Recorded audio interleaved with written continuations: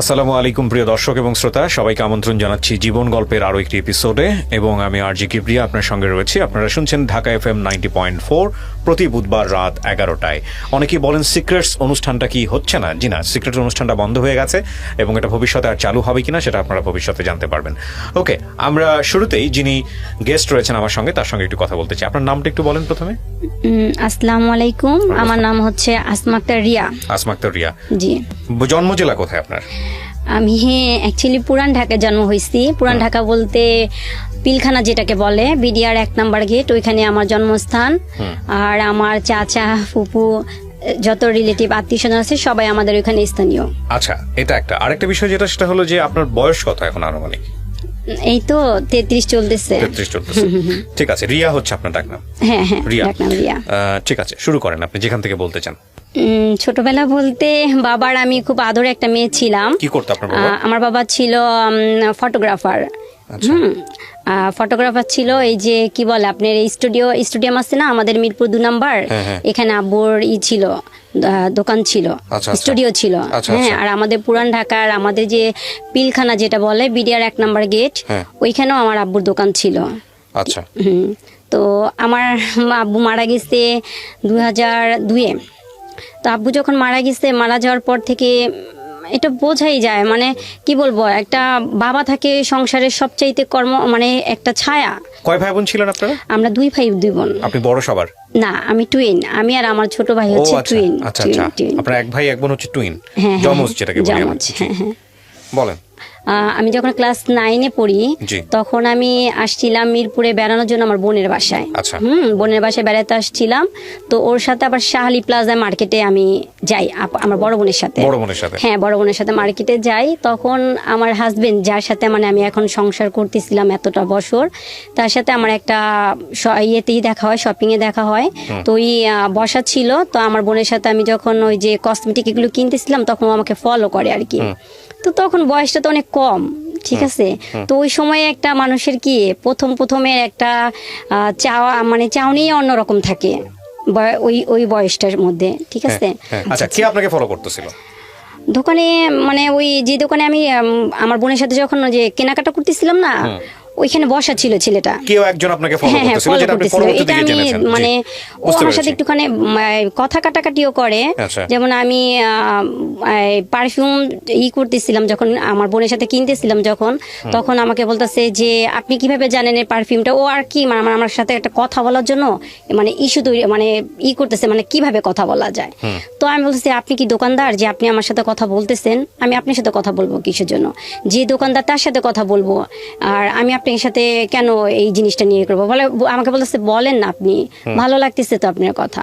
তুমি ভালো লাগলি তো আপনার সাথে আমি কথা বলবো না? তো আমার বোনকে বলতেছি কি চলো আপু এখান থেকে চলে যাই, এখান থেকে আর আমাদের কেনাকাটার কোনো দরকার নাই, ঠিক আছে। তো যাই হোক, ওইখানেই সমাপ্তি। এরপরে দেখলাম আমি তো ওই সময় আমার স্কুল ছুটি ছিল দেখে আমার বোনের বাসায় বেড়ানোর জন্য আমার আসা আর কি, পুরান ঢাকা থেকে মিরপুরে আসা। তো ওই তখন দেখলাম যে ঠিক একদম আমার বোনের বাসার যেখানে সেখানে কয়েকটা দিন খালি ঘোরাঘুরি করতেছে। তা আমি ভাবলাম যে এই ছেলেটা আমার তো মানে সেন্সে আসি না ওরা কোথায় দেখছি, মানে আমি এটা বাদ দিয়ে দিচ্ছি। কিন্তু ওর যে টার্গেট ছিল, ওই ছেলেটা যে টার্গেটটা ছিল আমাকে মানে দেখার জন্য ও আসতো। তো এরকম কয়েকদিন দেখার পর আমার কাছে কেমন যেন একটা লাগলো যে কি ব্যাপারটা কি, ও কিরকম আসতেছে করতেছে। তো একদিন আমার বোনের বড় মেয়েটা, ও ভাগ্নি, ওকে নিয়ে আমি আবার নিচে নামছি। তো আমাকে দেখা ও কথা বললো আর কি যে আপু সেদিনকার যে ইটা করছি না, এই জন্য আমি সরি বলার জন্য আমি আসছি। তো সে হয়েছে তো এইটা বলার জন্য কি আপনি এতদিন ঘুরতেছেন? তো ও বলতেছে কি যে হ্যাঁ আসলে আপনার সাথে খুব মানে মিসবিহেভ করে ফেলছি, তো এই জন্যই আপনি কি মাইন্ড করছেন? আমি কি না মাইন্ড করব না। ছেলেটা বলতেছে। কত সালের ঘটনা এটা? এটা হচ্ছে আপনার আমাদের এই যে গ্রেনেড হামলা হইলো না, সেই সময়কার ঘটনা। হ্যাঁ, আচ্ছা। তারপর তার কিছুদিন পরেই তো গ্রেনেড হামলাটার ইটা হইলো। আমি এই যে পুরো বাংলাদেশের অবস্থাটা কথা বলতেছিলেন। হ্যাঁ, তারপর তো আমি বলছি, আচ্ছা ঠিক আছে। তো আমাকে বলতেছে কি যে আমি আপনার কোনো একটা সেল নাম্বার নিতে পারবো? তো আমি বলতেছি কি যে আমি তো এখন এই সময় কোনো সেল টেল আমি ইউজ করি না, আর কিভাবে দিব এটা দেওয়া সম্ভব না। আপনার কাছ থেকে চেয়েছে? হ্যাঁ হ্যাঁ। তো আমি বলতেছি যে আমার কাছে তো কোনো মোবাইল নাই, আমি কিভাবে দিব? তো আমি বলছি কেন, ওই যে আপনার বোন আছে না, বোনের যেহেতু ম্যারিড, আপনার ভাগ্নি আছে, বোনের নাম্বারটা আমাকে দেন। তো আমি তখন ওই কাটায় গেলাম, ওর সাথে কথা টথা বললাম না। উমা আবার দেখি আবার সেই একই অবস্থা, আবার আবার ঘুরঘুর করতেছে। তো ব্যাপারটা এমন হয়েছে না, তখন কেমন যেন নিজের প্রতি নিজেরও একটা অন্যরকম একটা ফিলিংস একটা কাজ করলো আর কি, যে ছেলেটা আসতেছে ঘুরঘুর করতেছে, যাক ওর সাথে একটুখানি কথা বলি আর কি। এইভাবে একটু কথা বললাম, কথা বলার পর তো আমি আবার কি করলাম, আমার বোনের নাম্বারটা দিইনি, আমি দিছি আমার এক ভাবির নাম্বার।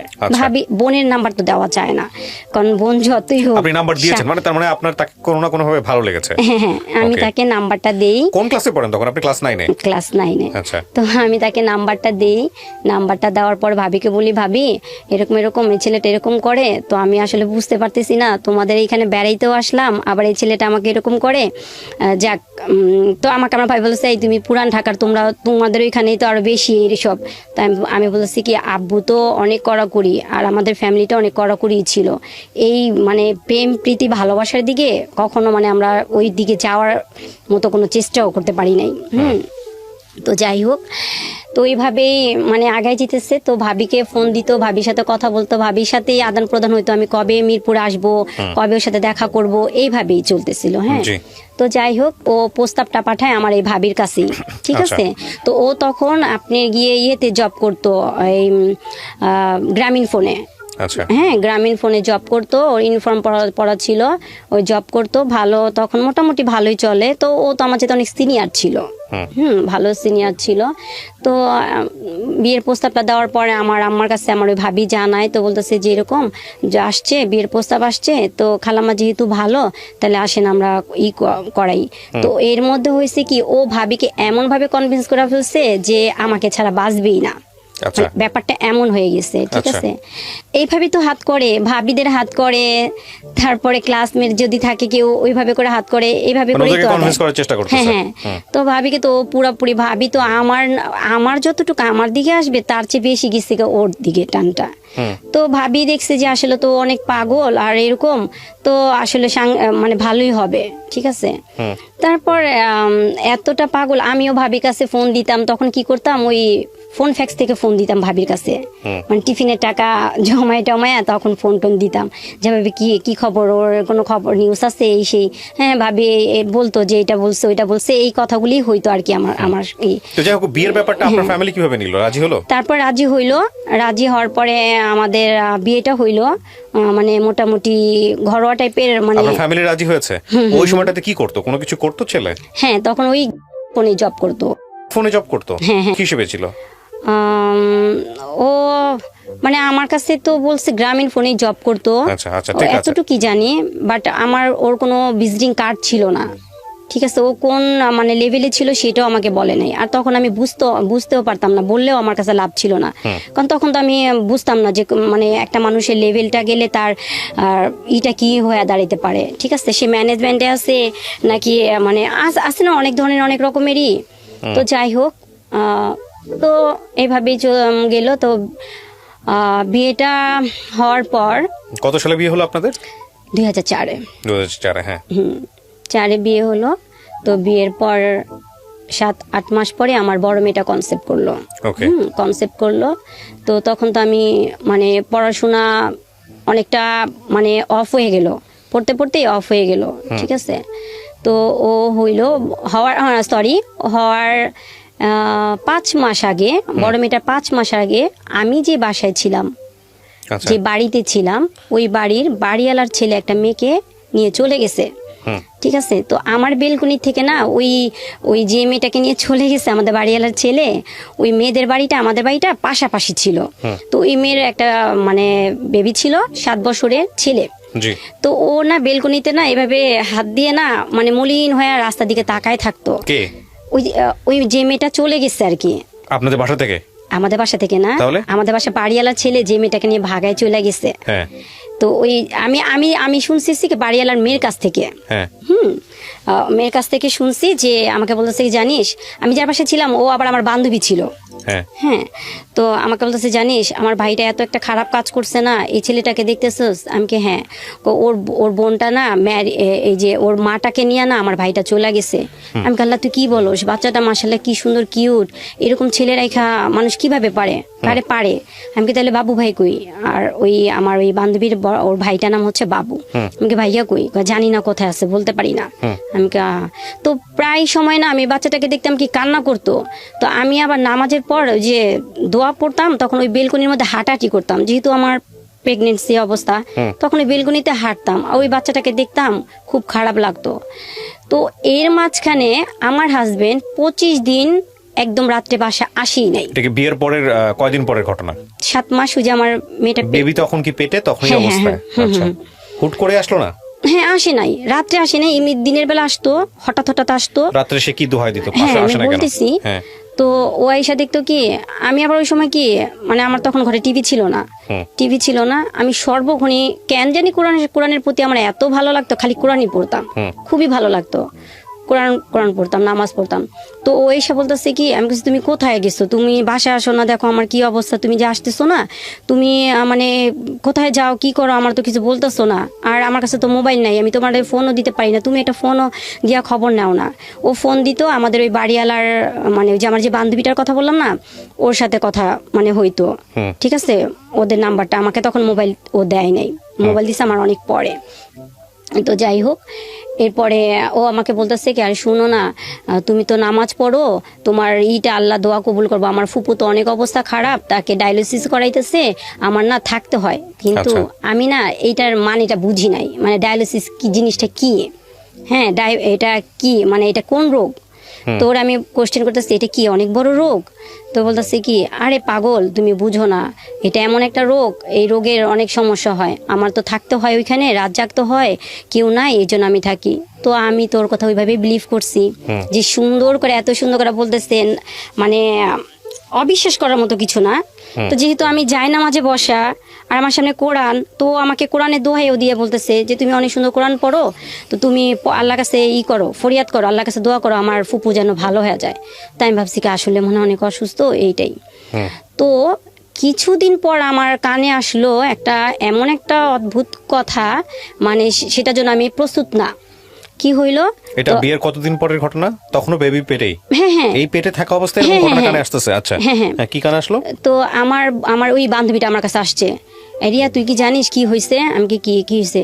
কয় আমার হাজবেন্ড যে, হ্যাঁ, তোর কথা বলছে, ভাই কি করছে তুই জানিস? আমি কি না, কি জানবো?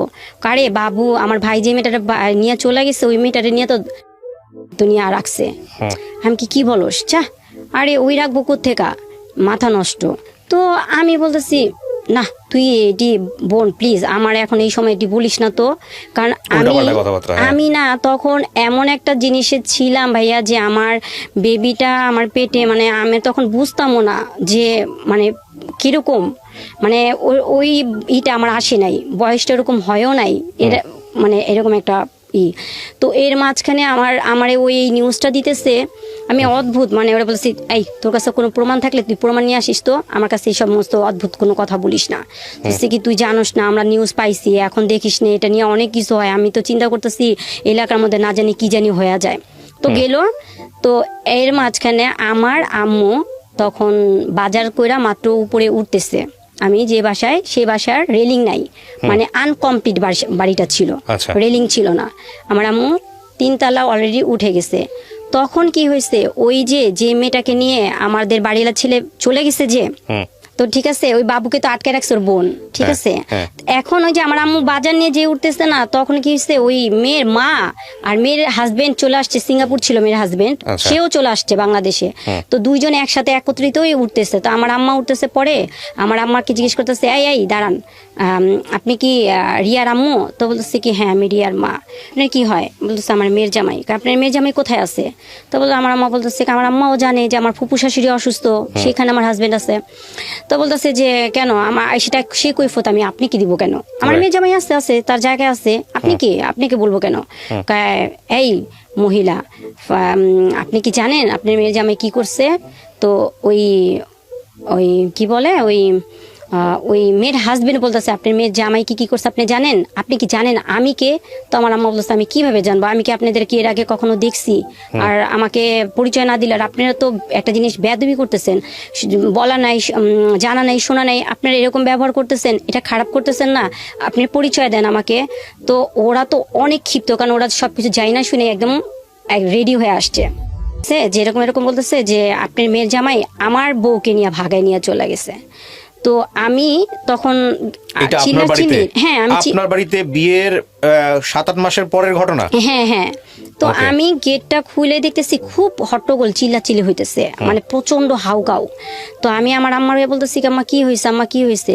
তো এক পর্যায়ে কি হয়েছে, কথা কাটাকাটি করতে করতে ওই যে মেয়েটাকে নিয়ে ভাগায় চলে গেছে না, তো আমার আম্মা বলতেছে কোনো প্রমাণ আছে? তো ওরা কি করছে, ওরা তো সব প্রমাণ নিয়ে আসছে। রাজ নাকি এই ড্রেস কিনছে যেখান থেকে, সেগুলি ওরা ফলো করছে, ড্রেস কিনছে মেয়ের জন্য, এগুলি সবই ফলো করছে। তো ওইগুলি সব প্রমাণ নিয়ে আসছে। তো আমার আম্মুরে কি করছে, একটা চর মারছে। তো চর মারছে, তো ওই যে বললাম না রেলিং নাই, মানে আপনার আপন মা নাকি শাশুড়ি? আমার মাকে। আপনার মা তখন কোথায় ছিল, মানে আপনার ওখানে আপনার টেক কেয়ার করতো? আমি তো আমার টেক কেয়ার করতো। মানে আপনি কি আপনার বাড়িতে ছিলেন নাকি? হ্যাঁ আমার বাড়িতে ছিলাম, আমার মার সাথে ছিলাম। আচ্ছা আচ্ছা, তো আপনার বাড়িতে আসছে এর কমপ্লেইন নিয়ে? আচ্ছা আচ্ছা, এটা তো ওর বাড়িতে যাওয়ার কথা। তো তারপরে আমার আম্মু কি পড়ে যেতে নিচ্ছে, তো আমার বান্ধবী ধরে ফেলছে। তো ও এখানে ট্যাকেল দিচ্ছে, যে ধরে ফেলছে যে এই তো মার্ডার কেস হয়ে যেত এখন। তো ওদেরকে বলছে যে আপনারা তাড়াতাড়ি চলে যান, আপনাদের যা সমস্যা আপনারা আমাদের কাছে কমপ্লেইন জানাইতেন, তারপরে আমাদের ভাড়াটিয়ার উপরে আপনি এরকম করতেছেন কেন? তো ওরা আসলে কি ভাইয়া, এরকম হইলে না কারো মাথায় না ঠিক থাকে না। একই তো মনে করুন ওই বাচ্চাটাকে ফেলে ওই মেয়ে চলে গেছে, তার মধ্যে আমরা তো এগুলি জানি টানি না, আমরা তো এগুলি তো কিছু জানি না। তো ওরা তো সবকিছু যাই না শুনে আসছে, কিন্তু ওদেরও ভুল হয়েছে। ওরা যদি যাই নাও থাকে, ওরা তো আগে আমাদের জানাবে, তাই না? জেনে কোয়ারি করবে তারপরে। হ্যাঁ, তারপরে একটা মানুষকে ব্লেম দেওয়ার আগে বা করার আগে তার তো উচিত জানানো। তো ওরা এটি কিছু করে নাই। তো যাই হোক, এরপর কি হয়েছে, ওই আমার হাজবেন্ড ওর এক ফ্রেন্ড, তো ও আবার আমাদের বাসায় আমার বিয়ের পরে আসছিল। তো আবার আমার বাসাটা আমি যেখানে ছিলাম মিরপুর 11, ওইটা বাস স্ট্যান্ডে ছিলাম। তো বাস স্ট্যান্ড চেঞ্জ করে তো ভিতরে গেছি, তো ওর কাছে তো ছিল আমার কি বলে ওই বাড়িওয়ালাদের নাম্বার। তো আমার সাথে একদিন রাস্তা দেখা হয়েছিল, পরে আমার বলছে ভাবি বাসা চেঞ্জ করছেন, বাসা তো চিনি না, তো বাসা যাবো কিভাবে করে? তো কি যেন মনে করে আমি না ওই বাড়িওয়ালাদের 3টি নাম্বারটা দিয়ে দিই। তো ওই ছেলে কি করছে, আমার ননদের বাসায় গেছিল, যাওয়ার পর দেখে এই মেয়েকে। তো বলতেছে কি, আমার ননদ বলতেছে কি রাজ ভাইয়ের ওয়াইফ এটা। তো বলছে কি ব্যাপার, মানে দেখার পর সালাম দিচ্ছে। তখন বলতেছে আমার ননদকে জিজ্ঞেস করছে কে? তো বলছে এটা তো ভাইয়ার ওয়াইফ। তো বলতেছে ভাইয়ার ওয়াইফ মানে কার? বলতেছে কি রাজের। তো আমার আমার হাজবেন্ডের ফ্রেন্ড বলতেছে যে কিভাবে, আমি তো এই মেয়েকে দেখি নাই। আর আমার হাজবেন্ড কিন্তু আমি কি বলবো, হ্যাঁ বলেন। আমার হাজবেন্ড যে এখানে একটা জিনিস করছে, যে ওর ফ্যামিলি থেকে কাউকে নিয়ে আসে নাই, ওর ফ্রেন্ড আইনা বোন জামাই সাজায়া আমাদের বিয়েটা কাবিনটা হয়। ও, তার মানে আপনার বিয়ে তো একটা ঘাপলা ছিল, পারিবারিক ভাবে একটা ঘাপলা ছিল। এইগুলো খুব নোট করার মতো পয়েন্ট। আচ্ছা হ্যাঁ, তারপর তো আমি তো আমার ননদকে দেখি নাই, আর ওরাও আমাকে দেখে নাই। ও, তখনও আপনি হলো শ্বশুর বাড়িতে যান নাই? ও, দ্যাট ইজ দ্য ফ্যাক্ট। ওকে, আচ্ছা আচ্ছা, যাই নাই। এরপরে কি হয়েছে, তারপরে আসলো আমার ওই কি বলে ওই ফ্রেন্ড ও আসলো আমাদের বাসায়। আসার পর আমার আম্মাকে বলার পর বাড়িওয়ালাকে বললো। তো বলার পর বললো যে এইখানে একটা কথা আছে, মাঝখানে ফেলে দিছি, আমাদের পুরান ঢাকায় কালচারে একটা নিয়ম আছে, মানে যে কি বলে 7 মাসে একটা মানে অনুষ্ঠান হয়, হ্যাঁ সাতশা বলে। তো আমার এক অনুষ্ঠানটা খুব বড় সড়ো করে করা হয়, খুব বড় সড়ো করা হয়। আমার যে মেজো মামা আমাকে খুব বেশি আদর করতো। তো মেজো মামা আবার আমাকে তখন 3 ভরির মধ্যে একটা নেকলেস দেয় আমাকে। নেকলেস দেয়। আমার যে মানে চাচারা মামারা সবাই আসে, ঠিক আছে, সবাই আসে। তো আমি যে বাসায় ছিলাম ওই বাসার বাড়িওয়ালা তারাও জানতো না যে আমাদের ফ্যামিলিটা মানে এত মানে ভাই। তো সবাই গাড়ি নিয়ে আসে, তো সবাই গাড়ি নিয়ে আসে। তো তখন থেকে আমাদের বাড়িওয়ালা না তখন আমাদেরকে একটু ভালো চোখেই দেখতো, যে না নর্মাল না, অনেক আছে না জি। তো যাই হোক, ভালোভাবেই তো সবকিছু চলতেছে। তো এর মাঝখানে যে রাজের যে এই যে প্রবলেমে যে জড়ায় গেছে, ও কিন্তু আমাকে কিছু বলে নাই, কিন্তু 25 দিন আসা যাওয়া করছে দিনের বেলা, রাত্রে থাকতো না। এরপরে ওই যে ওর ফ্রেন্ড আমার বাসায় আসার পর তখন কি হয়েছে, তখন জানাজানি হইলো। তখন এইটা নিয়ে মানে অনেক বিচার সালিশি হওয়ার পরে কি হইলো, ওই মেয়ে আইসা পড়লো, মেয়ের জামাইয়ের কাছে চলে গেল।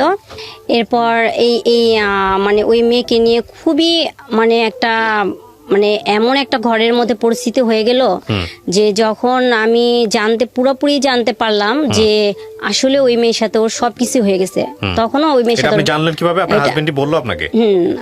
হাজবেন্ড বললো। আমার তখনই আমার শাশুড়ি এরা সবাই আসলো। এসে আপনার কাছে আসলো না ওই মেয়ের কাছে গেল? কোনটা? আমার বাসায় আসছে তখন। আমার আম্মা যাওয়ার পরেই এই ওরা আমাদের বাসায় আসলো। আর আমার যে 27-এর সময় যে অনুষ্ঠানটা করা হইলো, তখন তো আমার আম্মা বলছে যে তুমি তোমাদের বাসা থেকে সবাইকে নিয়ে আসো, এই তো একটা সময় ফ্যামিলির পরিচয় হওয়ার জন্য, তো তারাও আসুক দেখুক, দুইটা ফ্যামিলির একটা আন্ডারস্ট্যান্ডিং তখন হবে, ঠিক আছে। তো ও একটার পর একটা এক্সকিউজ দেখায় মানে এড়ায় গেল, আনলো না, কাউকে আনে নাই। যাই হোক, তো এই মেইলি ব্যাপারটা নিয়ে আমার ভিতরে এমন একটা অবস্থা হলো, যখন আমি শুনতে পারলাম যে আসলে সমস্ত জিনিস একদম পরিষ্কার আমার কাছে, তখন আমি ওরে বলছি যে না, তাইলে তোমার সাথে আমার সাথে হবে না সংসার লাইফ, ঠিক আছে। তুমি আমার সাথে একটা বেইমানি করছো, কারণ দিনের পর দিন তুমি আমার সততা নিয়ে আমার সাথে খেলছো, ঠিক আছে। তো যাই হোক, তো কি করলো, আমার অর্ডারের উপরে কোরআন শরীফ ছিল, উজু করে আসলো, কোরআন শরীফটা বুকে নিল, বুকে নেওয়ার পর বলল যে আমি যা করছি ভুল করছি, আর কখনোই ভুল পথে পাড়া দিব না, তুমি আমার প্রথম, তুমি আমার শেষ, যতদিন আল্লাহ পাক বাঁচায় রাখবে, আল্লাহ পাকের কাছে এতটুকুই প্রার্থনা করব যে আমাদের দুজনকে মানে মৃত্যুর আগ পর্যন্ত জানি একসাথে রাখে। আচ্ছা, এটা আপনার ফার্স্ট বেবি হওয়ার আগের ঘটনা? তখন বেবি হয় নাই? না, বেবি হয় নাই। তো আপনি কি করলেন? ক্ষমা করে দিলেন? হ্যাঁ, তো দুজন আমরা একসাথে কি আল্লাহ মানে শুকরানা নামাজ পড়লাম, তওবার নামাজ পড়লাম, এবং মানে আল্লাহর কাছে কান্নাকাটি করলাম। ওরে আমি শিখাই দিলাম, ও অনেক কিছু পারতো না, ওরে শিখাই দিলাম, দুজনে একসাথে নামাজ শেষ করলাম। ভালো, সব দিক দিয়ে ভালো চলতেছে। বেবিটা হওয়ার পর আমি এরপরে চলে গেছিলাম সিলেট। সিলেট ছিলাম তখন, আমাদের ওইখানে যে করিমুল্লাহ মার্কেট, সিলেট মানে কি বলে এটা, বন্দরে, ওইখানে আমাদের একটা মোবাইল দোকান ও করে, ওখানে আমি 3-4 বছর ছিলাম। তারপর ওইখান থেকে ভালো, সব দিক দিয়ে খুব ভালো, এত ভালোভাবে মানে ওইখানে আর কোনো কষ্ট কি জিনিস আমি বুঝি নাই, খুব ভালোভাবে চলতেছে, মানে আলহামদুলিল্লাহ সব দিক দিয়ে ভালোভাবে চলতেছে। তো এর মাঝখানে আমি আবার ঢাকায় ব্যাক করলাম। ঢাকায় ব্যাক করার পর আমার আম্মু আবার টাকা দিল, তখন আমি কামরাঙ্গীচর ছিলাম, তখন ওকে একটা মোবাইল সার্ভিসিং একটা দোকান করে দিল।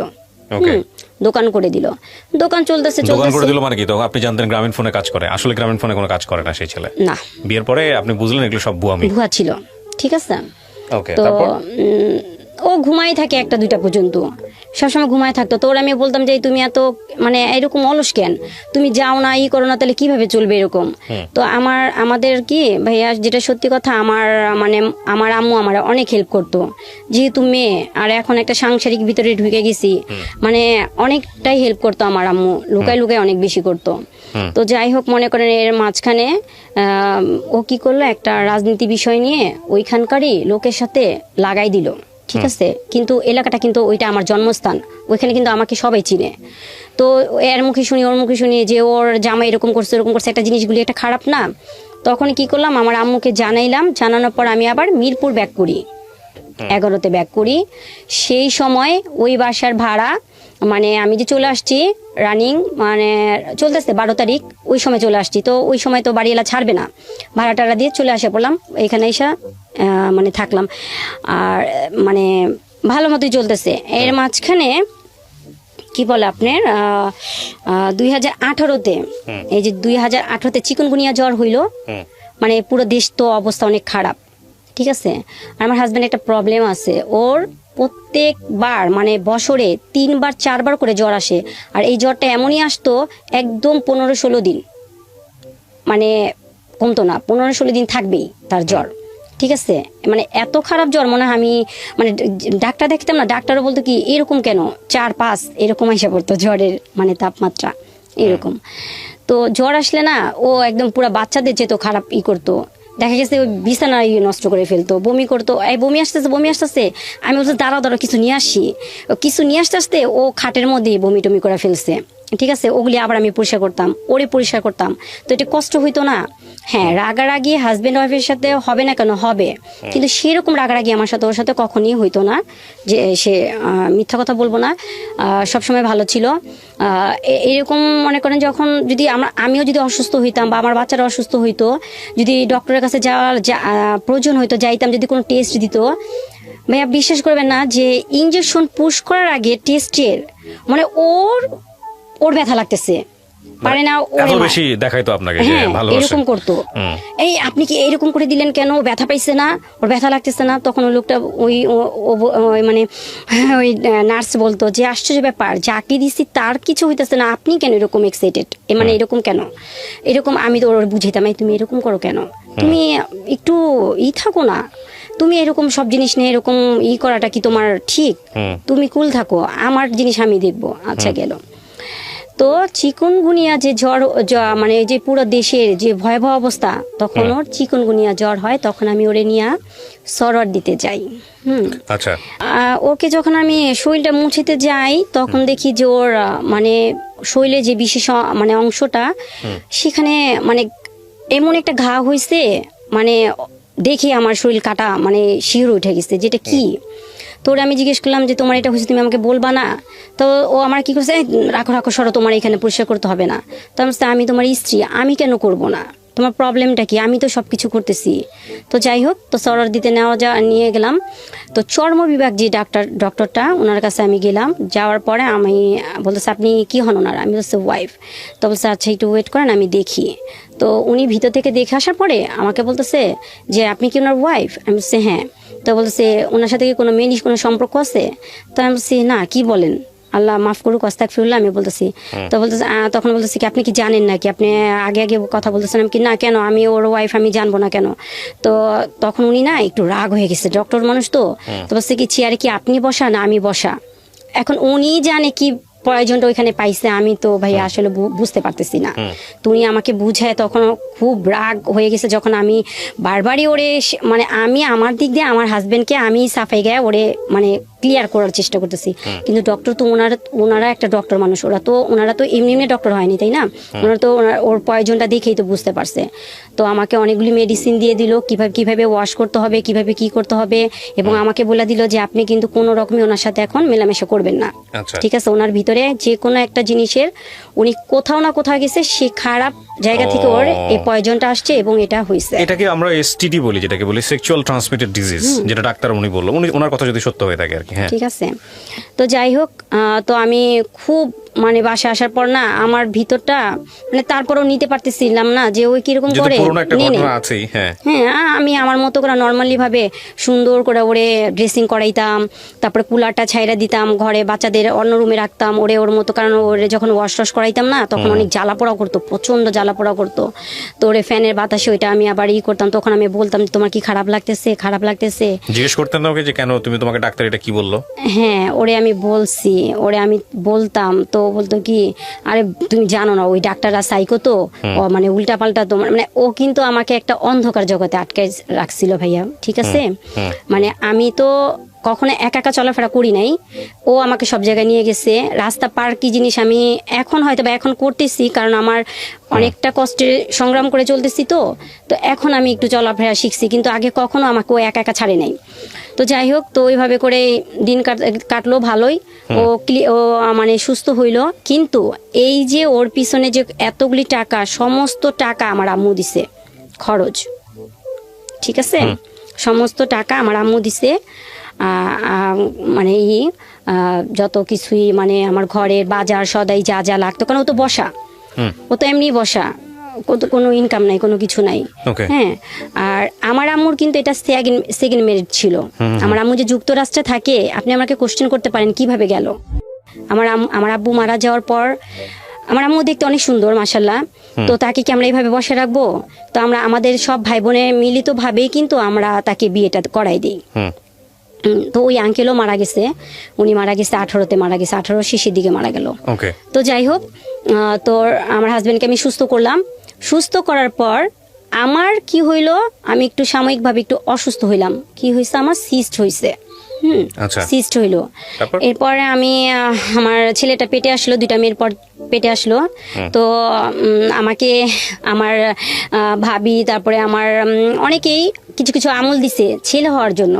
তো আমি একদম সুন্দর সব আমলগুলি আমি করলাম। তো এর মাঝখানে কি হয়েছে, যখন ও 4 মাস, আমার বেবিটা 4 মাস আমার পেটে, হ্যাঁ, তখন হঠাৎ করে দেখি কি আমার হাজবেন্ড 4 দিন বাসায় আসলো না। তো বাসায় আসলো না, আমি তখন ওরা জিজ্ঞেস করতেছি যে আসলো না, ফোনটাও বন্ধ, ফোনও পাইতেছি না, ওর ফোনটাও পাইতেছি না। ফোনটা একবার চালু হইতেছে, আবার বন্ধ হইতেছে, আবার বিজি করে রাখতেছে, আবার ব্ল্যাক লিস্ট করে ফেলতেছে। মানে অদ্ভুত, মানে এগুলি না আমার ব্রেনটার মধ্যে এমন ভাবে মানে এফেক্ট করছে। কারণ আমার বেবিটার সময় না ভাই আমি অনেক সিক ছিলাম, মানে এত পরিমাণে সিক ছিলাম, মানে আমি বুঝাইতে পারবো না ভাইয়া। যে আমাকে ওরে বলছিল যে মানে হ্যাঁ ওনার শরীর অনুযায়ী বেবিটা বড় হয়ে গেছে, তো সাপোর্ট নিতে পারতেছে না, আগে 2টা তো সিজার, ঠিক আছে, তো একটা বেল্ট হয় না ওনাকে দিবেন। তো আমাকে বেল্টটা হয় না, দেয়নি। আমি ওর না পেঁচায় পেঁচায় যতটুকু পারছি সেফ রাখার জন্য, যে আমার সেলাই যাতে না ছিঁড়ে যায়, ঠিক আছে। তো এর মাঝখানে ও যে এই কাজটা করছে না, আমার খুবই খারাপ, মানে মেন্টালিটি খুব আঘাত করছে। তো 4 দিন 5 দিন পর আসলো, আসার পর পুরো নর্মালি এখানে আমি আমার ননদের হাজবেন্ডকে জানাইলাম, ওদের সবাইকে জানাইলাম। ওরা বলতেছে থানায় জিডি করব। কোন হিসাবে জিডি করব? এটা তো কোনো কিছু আমি পাইতেছি না। আসলে ভাবি কার সাথে গেছে, আমি না ভাইয়া ওর কোনো ফ্রেন্ডের সাথে কথা বলতাম না, হ্যাঁ, ওই পর্যন্ত হাই হ্যালো ব্যাস সালাম দিতাম ওই পর্যন্ত। কিন্তু একটা আছে না, মানে ওর ফ্রেন্ডের সাথে কথা বলবো বা ওই কি করে না করে এইরকম কোনো টার্গেটটা আমার ছিল না। আচ্ছা, ছিল না। তো আমাকে সবাই জিজ্ঞেস করতেছে কিভাবে কি করা যায়। তো আমার আম্মা বারবার ফোন দিতেছে, মা তুমি তোমার দিকে তাকাও, বাচ্চার দিকে তাকাও, যেহেতু তোমার 2টা মেয়ের পর ছেলে আসতেছে, তুমি তো তোমার আব্বুকে হারাইছো, তো তোমার তো বাবা আসতেছে, তুমি এইখানে খেয়াল করো। তো যাই হোক, তো আসলো, আসার পরে সে নর্মালি ওয়াশরুমে চলে গেছে। 4 দিন পর আসার পর সে ডাইরেক্ট ঘরে ঢুকেই ওয়াশরুমে চলে গেল। তো আমি তখন আর ওর সাথে কোনো কথা বলি নাই, কেন ওর মতো ওরে ছেড়ে দিচ্ছি। এরপরে মাঝখানে আমার অবস্থাটা খুবই খারাপ হয়ে গেল। আমি ডক্টরের কাছে গেলাম, আমার ব্লাড টেস্ট আসলো, হিমোগ্লোবিন পয়েন্ট চলে আসছে 7। তো আমাকে বলেছে আপনি কিন্তু ডোনার ঠিক রাখেন, আপনি কিন্তু পজিশনটা কিন্তু খুবই মানে ক্রিটিক্যালি পর্যায়ে চলে আসছে। আর আমার হাজবেন্ডকে বললো আপনি একটু স্টিক একটু সময় দিয়েন, যেহেতু আমার রেগুলার উনি ডক্টর, সবসময় ওনার কাছে আমি দেখাই। তো ওকে বলে দিল যে আপনি কিন্তু ওনাকে কিন্তু ভালো মতো টেক কেয়ার করবেন, ওনাকে কিন্তু কোনো রকম মেন্টালিটি কিছু প্রেশার দেওয়া যাবে না, কারণ ওনার কিন্তু প্রেশার আপ ডাউন করতেছে, এতে কিন্তু বাচ্চার সমস্যা হয়ে যাবে। আচ্ছা গেল। তো এর মাঝখানে ও ঘরে ঢুকে কথা বলতেছে, কার সাথে কথা বলছে আমি জানি না। তো আমার রুমে থেকে আমি এক রুম থেকে আরেক রুমে আসলাম, ও আমাকে দেখা রীতিমতো এমন একটা বিহেভ করলো, আমাকে বলতেছে কি, মানে আমি বুঝলাম না, তুমি আসলে এরকম অশিক্ষিত মানুষ অশিক্ষিতর মতোই কাজ করে। আমি কি করলাম, আমি তুমি যে ঘরে ঢুকছো তুমি নক করে ঢুকবা না, তুমি এরকম করে ঢুকলা যে। তো আমি বলছি কি ব্যাপার, এটা তো আমার রুম, তো ঢুকলে কি হয়েছে, সব ঘরগুলি আমি গুছাই না, আমি তোমার কাছে আসছি। তো আমার শরীরটা না ভাইয়া খুব খারাপ লাগতো ওই সময়টা, মানে খুবই খারাপ যাইতো, মানে শরীর ব্যথা করতো, মানে কিরকম শুধু ওর তো কি করলো, উইঠাই ওর কানে থেকে হেডফোনটা ছিঁড়া ফেলাই দিল, মোবাইলটারে মানে ছুঁড়া মারলো, খাটের উপরে যেয়ে পড়লো। মানে সম্ভবত ওই মেয়ের সাথে কথা, যে মেয়েটার সাথে যে সম্পর্কটা মেয়ের সাথে কথা বলতেছিল আর কি, আমি তো তখন জানি নাই, আমি জানছি পরে। তো তখন ওরে আমি বলছি দেখো তুমি আমার সাথে তো এই ব্যবহার করা ঠিক না, এই সময় তোমার কিছু একটা হয়েছে, বলো না আমারে কি হয়েছে বলো, আমি তোমার কোনো দিক দিয়ে বিরক্ত করছি, করলে আমারে মাফ করে দিও, তুমি ইম্পর্টেন্ট কথা বলতেছিলা তাহলে আমাকে তুমি বলতা, তাহলে আমি আসতাম না। তো আমি আর বলতে পারি নাই যে আমার একটু তোমার কাছে না থাকতে ইচ্ছা করতেছিল, এই জন্যই আসছি, কিন্তু সেটা আমি বলি নাই। আমি আমার মতো করে আমি আমার বেডরুমে চলে যা, খুব কান্না করছি। তো এর মাঝখানে 2-3 দিন পরে সেই লোক আবারও 4 দিন আসলো না, 4 দিন আসে নাই। তো যখন আসছে আমি এর মাঝখানে আমার শরীরটা খুব খারাপ হয়ে গেল, ডাক্তারের কাছে আবার আমার বড় বোন আমাকে চেক আপে নিয়ে গেলো, আমার ননদ চেক আপে নিয়ে গেলো, খুবই অবস্থা খারাপ, ওর ফোন বন্ধ। তো আসছে ওর সাথে ওকে আমার ননদ এরা সবাই খুব বললো যে বকাঝকা করলো যে কি ব্যাপার আপনি ভাবির এই অবস্থা রেখে আপনি যে চলে যান, মানে কোথায় যান, ও ব্যাপারটা কোনো কিছু নেয় নাই। তো আমার আবার খুব রাগ লাগতেছে, ও আসুক ওর সাথে আমি কথা বলবো, এটা ওর ভাই বোন ওকে যা বলছে, কিন্তু আমি ওর সাথে ক্লিয়ার কথা বলবো, প্রবলেমটা ওর কোথায় যা দাঁড়াইছে। তোরে কথা বলার পর ও কি করলো, এক পর্যায়ে আমাকে খুব জোরে একটা ধাক্কা দিল, ঠিক আছে। তো ধাক্কাটা আমি যাই আমার কি বলে যে স্টিল আলমারির ওইখানে যায়, মানে পুরো শরীরে প্রেশারটা যায় না ভাইয়া, মানে এইভাবে আমি ধাক্কাটা খাইছি, ঠিক আছে, হ্যাঁ পড়ছি। তো ওইখান থেকে পড়ার পরে ছিল আমার এই যে ড্রেসিং টেবিলটা, ওইখান থেকে আবার ব্যাক করে ড্রেসিং টেবিলে এসে পড়ছি, ঠিক আছে। তো কত জোরে আমাকে ধাক্কা দিছে। তো ধাক্কা দেওয়ার পরে ও আইসা বলতেছে কি, বোঝো না যে আমি কি বলতে চাই, তুমি কেন আমাকে ডিস্টার্ব করো। তো আমি বলছি যে তুমি কি, মানে সেদিন খুব কথা কাটাকাটি হয়, এক পর্যায়ে দুই পর্যায়ে মনে করেন এমন অবস্থা হয়, তখন আমার প্রচন্ড মানে পেইন শুরু হয়ে যায়।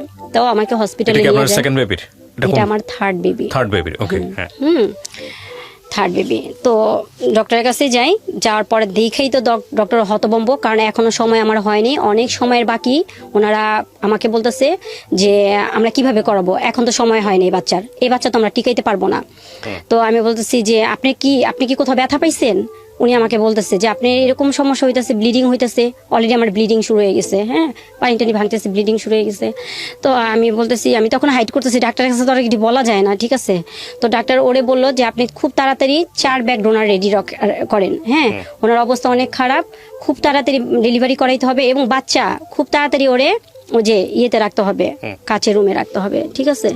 তো এগুলি বললো। তো আমাকে সেদিন রাত্রে অবজারে রাখলো, যেহেতু আমার বাচ্চাটা 33 উইক, হ্যাঁ আনপ্রিপেয়ার বাচ্চা, ফুসফুসের কার্যকারিতাটা কিন্তু তখন হয় নাই। তো ওরে বলে দিল যে আপনি সকালের দিকে চলে এসে পড়বেন আমার এই হসপিটালে, ইসলামিয়াতে আমার এই হসপিটালে কিন্তু বাচ্চার এটার ব্যবস্থা নাই, আপনি অন্য কোথাও নিয়ে যেতে পারবেন, জাস্ট আমরা ডেলিভারির পরে বাচ্চাটা আমরা আপনার হাতে দিতে পারবো, এছাড়া আর কিছু করতে পারবো না, আর আপনি সকালবেলা চলে এসে পড়বেন। এটা আমার ডক্টর যে আমাকে দেখতো সে ওরে বলে দিছে। সেই মানুষ সারা রাত তার মোবাইল এঙ্গেজ, এখানে আমার মানে যতটা সময় চলে যেতেছে অতটা সময় আমার খুব মানে খারাপ পর্যায়ে চলে যেতেছে। যাই হোক, বেবিটা লাস্ট ফিনিশিং এ বাঁচাতে পারি নাই, মারা গেছে বেবিটা। মানে ওর এই আচরণের কারণে মানে খুবই দুঃখজনক। ওরে ডাক্তার বলছে 8:30টার দিকে আসতে, ও আসছে 2:30টার দিকে আসছে, তখন আমার অবস্থা খুবই খারাপ। কত সালের ঘটনা এটা?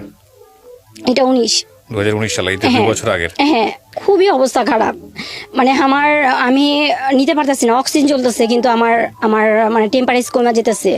তো আমার বড় ভাই আমাকে বলতেছে কি, যে আমার মাথায় হাত বুলায় বলতেছে কি, আপুরে তুই একটু আমার দিকে তাকা, তুই একটু আমার কাছে বল, আমি তোরে নিয়ে যাই, আমি তোরে কোলে করে নিয়ে যাবো, তুই রাজের জন্য অপেক্ষা করিস না, তোর অবস্থা অনেক খারাপ। কারণ আমাকে নিয়ে বোর্ড মিটিং বসছে, তো ডক্টররা তো বলতেছে যদি এই রুগী মারা যায় তাহলে আমাদের হসপিটালের জন্য একটা খারাপ একটা রেকর্ড হয়ে যাবে, কারণ এখন পর্যন্ত এরকম রুগী মারা যায়নি, ঠিক আছে।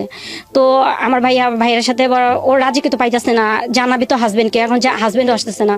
তো আমার বড় বোনকে জানাইছে, আমার বড় ভাইকে জানাইছে। তো আমার খুব ওইখানে না খারাপ লাগতেছে কি, ও আসে না কেন, ও আসুক, ও আসলে আমার ডেলিভারিটা আমি করাই ফেলবো।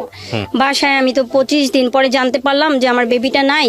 তখন আমার কি বলে, ওর মোবাইলে একটা ফোন আসে, ফোনটা এরকমই ছিল, ওই মেয়ে ফোন দিছে, ফোনটা আমি রিসিভ করি। আমার হাজবেন্ডের মোবাইলটাতে এমনভাবে আমার কাছে হাইড করে রাখতো, ওয়ার্ডরোবের ভিতর তালা মারে রাখতো, বা কিচেন রুমে মানে লুকায় রাখতো, যাতে আমার কাছে না পড়তো, ওর মোবাইলটা আমার কাছ পর্যন্ত না আসতো, এরকম।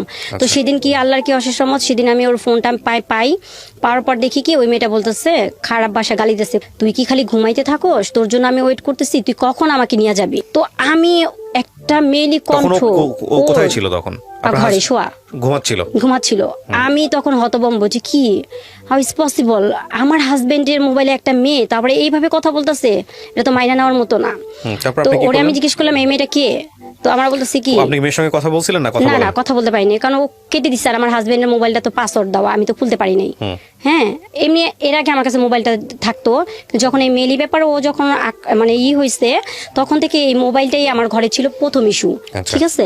তো যাই হোক, এরপরে দিয়ে ওরে জিজ্ঞেস করলাম, ও বলতেছে কি আমার মাথায় আঙ্গুল দিয়া গুতা দিয়ে এইভাবে মানে করে, আরে তুই তো একটা সাইকো হয়ে গেছিস, ওই যে বাচ্চা মরে গেছে না, মারা যাওয়ার পর থেকে মানে মাথায় শুধু সবসময় ওলট পালট জিনিস, কে ফোন দিবে আমারে, পাগল।